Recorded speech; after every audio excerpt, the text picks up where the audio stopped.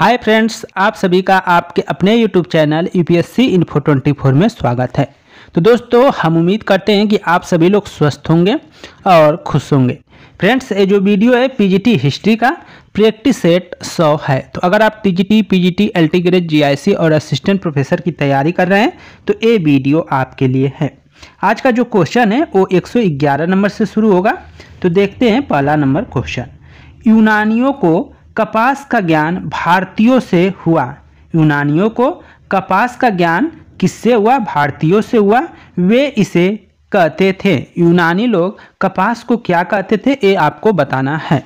Option A है Sindhu, option B है Hindon, option C है सिंडन, ऑप्शन डी है हिंडन। तो आंसर आपका सी हो जाएगा। जो कपास है उसको यूनानी लोग सिंडन कहते थे। ऑप्शन सी सही है। व्याख्या देखिए थोड़ा सा। सर्वप्रथम कपास की कृषि हड़प्पा वासियों द्वारा की गई थी। यूनानियों को कपास का ज्ञान भारतीयों से ही हुआ था। यूनानी कपास को सिंडन कहते थे। अन्य महत्वपूर्ण तथ्यों में देखते हैं, रोजदी के निचले स्तर से छोटी ज्वार एवं रागी तथा सौराष्ट्र के बालाकोट से बाजरा एवं वहीं से कुछ परवर्ती काल में ज्वार तथा सोरघम के प्रमाण मिले हैं। लोथल से चावल के अवशेष एवं रंगपुर से धान की भूसी प्राप्त हुई है। आगे देखते हैं 112 नंबर क्वेश्चन।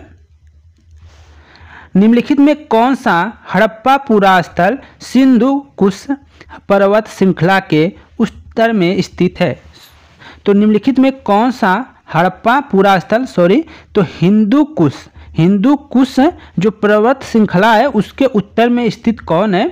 चनहूदरो है या मकरान है, सी कह रहा है मांडा है, डी कह रहा है कि सोरतुघई है। तो आंसर आपका डी हो जाएगा। सोरतुघई जो है वो क्या है?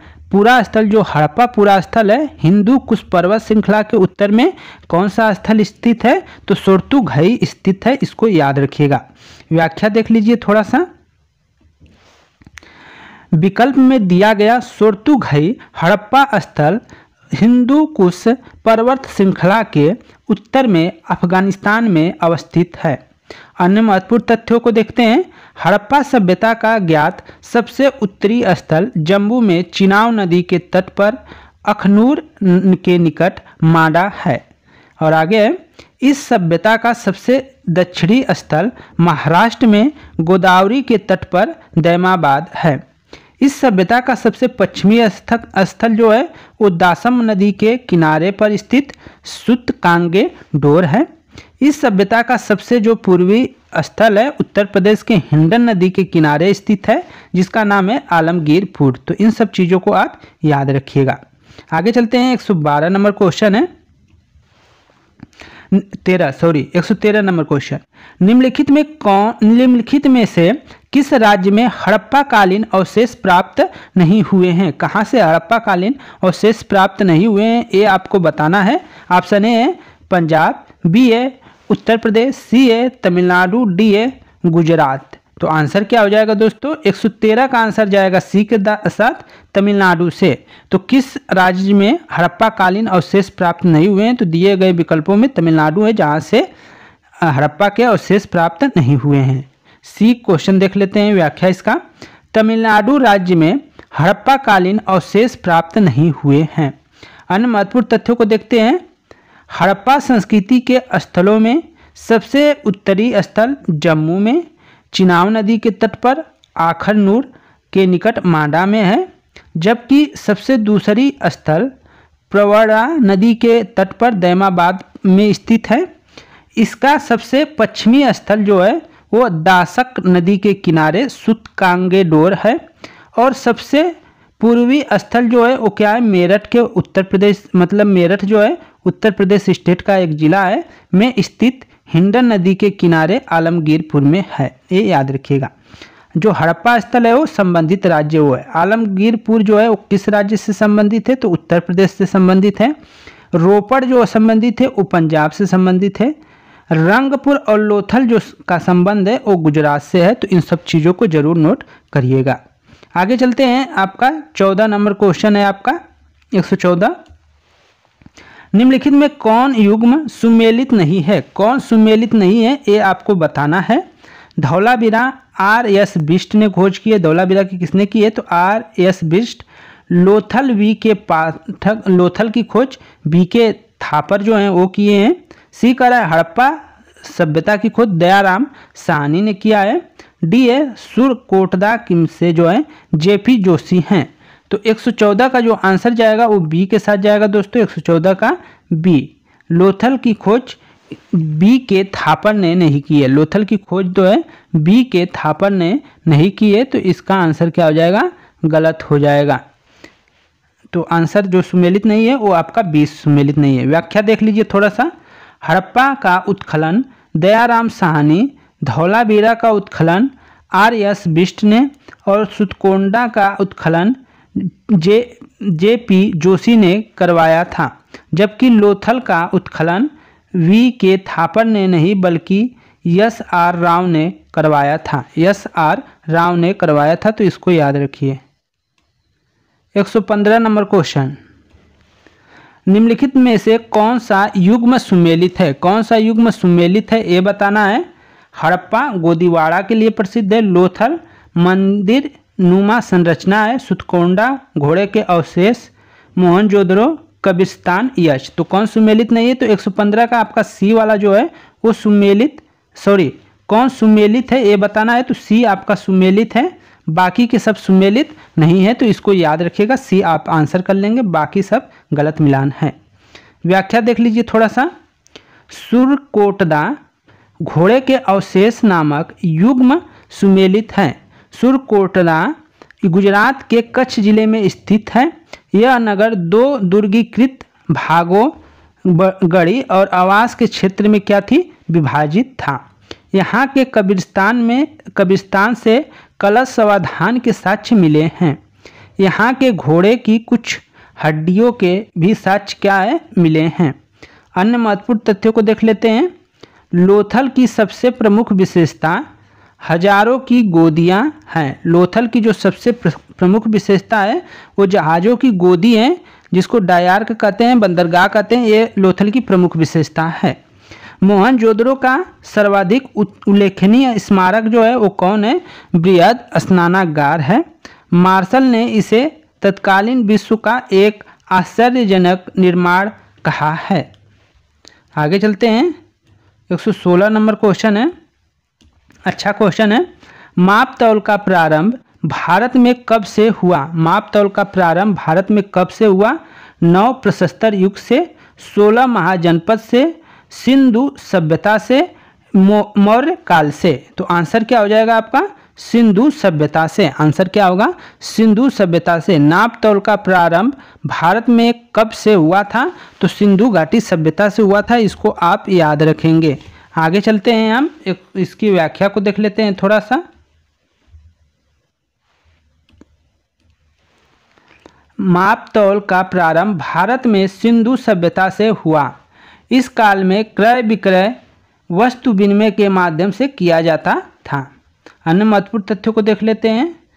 मोहनजोदड़ो तथा लोथल से हाथी दांत के बने हुए तराजू के पल्ले मिले हैं। लोथल और आपका मोहनजोदड़ो जो है वहाँ से क्या है? हाथी दांत के बने हुए तराजू के पल्ले भी मिले हैं। अगला पॉइंट है कि उन्होंने बाट मुख्यतः घनाभाकार होते थे। उनके जो बाट थे वो कितने कैसे आकार के थे? तो क्यूब आकार के थे, क्यूबिकल आकार के थे। आगे चलते हैं, कुछ और तथ्यों को देखते हैं। कुछ बाट बेलनाकार, ढोलाकार, वर्तुलाकार आदि प्रकार के भी मिलते हैं। हड़प्पा स्थल लोथल तथा मोहनजोदड़ो से क्रमशः हाथी दांत एवं सीपी निर्मित एक एक पैमाना भी मिला है। आगे चलते हैं, 117 नंबर क्वेश्चन है। हड़प्पा के लोगों के सामान्य घरेलू बर्तन किसके बने होते थे? हड़प्पा के लोगों के सामान्य जो घरेलू बर्तन है वो किसके बने होते थे ये आपको बताना है। ऑप्शन ए है पत्थर, बी है चीनी मिट्टी, सी है मिट्टी के अच्छी तरह पकाए गए चित्रित बर्तन में, डी है ताम्र में। तो आंसर क्या हो जाएगा 17 का? सी सही हो जाएगा दोस्तों। अच्छी मिट्टी तरह पकाए गए चित्रकारी जो बर्तन है उसमें बनाए जाते हैं, तो इसको याद रखिएगा। व्याख्या देख लीजिए थोड़ा सा। हड़प्पावासी सामान्य घरेलू प्रयोग में मिट्टी के बर्तनों को जो अच्छी तरह पकाए हुए होते हैं एवं उनमें चित्रित कला कृतियाँ नहीं बनी हुई होती है, बहुताया प्रयोग में लाती थी। इस प्रकार लोथल से प्राप्त मिट्टी के बर्तन के से भी क्या है प्रमाण मिला है। 118 नंबर क्वेश्चन है, परवर्ती हड़प्पा काल की मुद्रा सामग्रियों के साथ चित्रित धूसर पात्र प्रारंभ के अवशेष मिले हैं। रोपड़ से, भगवानपुरा से, बनावली से, दौलतापुर से। तो आंसर क्या हो जाएगा 18 का? बी सही हो जाएगा, भगवानपुरा से मिला है। तो परावर्ती हड़प्पा कालीन की पूरा सामग्री के साथ जो चित्रित धूसर पात्र परंपरा के अवशेष कहाँ से मिले हैं? तो भगवानपुरा से मिले हैं, इसको याद रखिएगा। व्याख्या में वही चीज़ें हैं। भारत में स्थित पंजाब, हरियाणा, उत्तर प्रदेश और जम्मू कश्मीर में कई परवर्ती हड़प्पाओं स्थलों की क्या हुई है? खुदाई हुई है। उत्तरी और पूर्वी क्षेत्रों के परवर्ती हड़प्पा स्थलों में जो चित्रित हड़प्पाई मृतभांड पाए गए हैं उनमें आकृतियां अपेक्षाकृत सरल हो गई हैं। हालांकि कुछ नए पात्र प्रकार भी मिलते हैं। कुछ उत्तर हड़प्पा पात्र प्रकार भगवानपुर के चित्रित धूसर मृतभांड अथवा अर्थात पेटेंट ग्रेवर अवशेष सम्मिलित पाए गए हैं। अन्य महत्वपूर्ण तथ्यों में देखते हैं, रागी उत्तर भारत के किसी भी हड़प्पाई स्थल में से अभी तक नहीं देखा गया है। तीसरा पॉइंट है, आलमगीरपुर में उत्तर हड़प्पाई लोग संभवतः कपास भी उगाते थे। अगला पॉइंट है, अधिकांश परवर्ती हड़प्पा स्थल देहाती बस्तियां ही है। आगे देखते हैं 119 नंबर क्वेश्चन है, निम्नलिखित स्थलों में से एक से उत्तरवर्ती हड़प्पा काल मालवा और जारवे संस्कृति मिली है। वो कौन है? लोथल है, इनाम गांव है, दायमाबाद है, रंगपुर है। तो 119 का जो आंसर जाएगा वो सी के साथ जाएगा। दायमाबाद जो स्थल है वहीं से क्या है मालवा और जोरबो जो संस्कृति है उसके जो साक्ष्य हैं वो मिले हैं, तो इसको याद रखिएगा दायमाबाद। व्याख्या देख लीजिए थोड़ा सा। महाराष्ट्र के अनेक स्थलों से ताम्रपाषाण युगीन जीवन यापन का साक्ष्य प्राप्त हुआ है। उत्खननित स्थलों में से कुछ महत्वपूर्ण स्थल हैं नासिक, जोरवे, नेवासा, दायमाबाद, चंदौली, सोनेगांव और इनाम गांव आदि है। दायमाबाद इस दृष्टि से महत्वपूर्ण है कि महाराष्ट्र के आद्य ऐतिहासिक जीवन यापन पर आधारभूत अनुक्रम यहीं से प्राप्त हुआ।